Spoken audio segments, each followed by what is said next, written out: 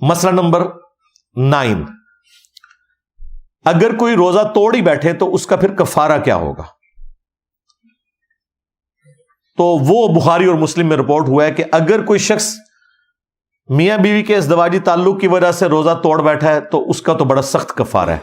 ایک غلام کو آزاد کرے گا جو آج کل آبسلیٹ ہو چکے ہیں، اب تو غلام نہیں ملتے. ادروائز 60 روزے رکھے گا.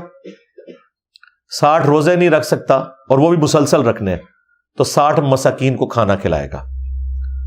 اور ظاہر ہے یہ اس کے لیے جو بیچارہ افورڈ کر سکتا ہے، جو نہیں کر سکتا صرف توبہ کر لے کافی ہے.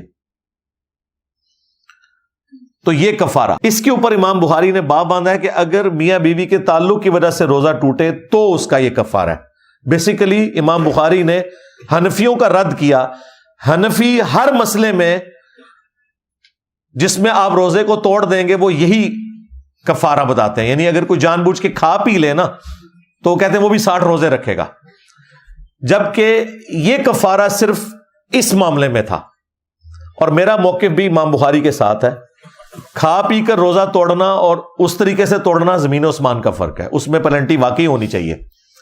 اس میں تو چلے کوئی کسی کے ساتھ کوئی ایسا مسئلہ ہو سکتا ہے، کوئی مجبوری ہو گئی، کسی کے اوپر کمزوری طاری ہوگی، اسے روزہ توڑنا پڑ گیا. مجبوری میں تو خیر ویسے بھی الاؤ ہے، اس کی سزا وہ نہیں ہوگی. جان بوجھ کر کوئی کھا پی لے تو اس کے بارے میں قرآن و سنت خاموش ہے کہ وہ کفارہ کیا ادا کرے گا. البتہ المصنف ابن ابی شیبہ میں سعید ابن جبیر تابعی اور سعید ابن مسیب تابعی کے اقوال ملتے ہیں کہ اگر کوئی شخص جان بوجھ کر کھا پی کر روزہ توڑ لے تو وہ توبہ کرے گا اور تھوڑا بہت اللہ کی راہ میں صدقہ اور خیرات کر دے جو اس کی توفیق ہے، اور اس کے بعد بدلے میں ایک روزہ رکھ لے. اسے وہ 60 روزوں والا جو پینلٹی والا معاملہ ہے اسے وہ نہیں کرنا پڑے گا، اس کا یہ معاملہ ریزالو ہو جائے گا.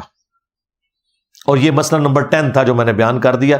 چونکہ یہ آپس میں جڑے ہوئے تھے کہ کھا پی کر روزہ توڑنے کا کفارہ ڈیفرنٹ ہے اور ازدواجی تعلق والا کفارہ ڈیفرنٹ ہے. اور اس میں اب اجتہادی مسئلہ ہو جائے گا کہ اگر کسی نے ماسٹربیشن کے ذریعے روزہ توڑا ہے تو اس کے اوپر 60 روزوں والا تو حکم لگانا ایک بہت ایکسٹریم ہے. اس کے لیے بھی صرف توبہ اور ایک روزے کا کفارہ بعد میں ادا کرنا ہوگا.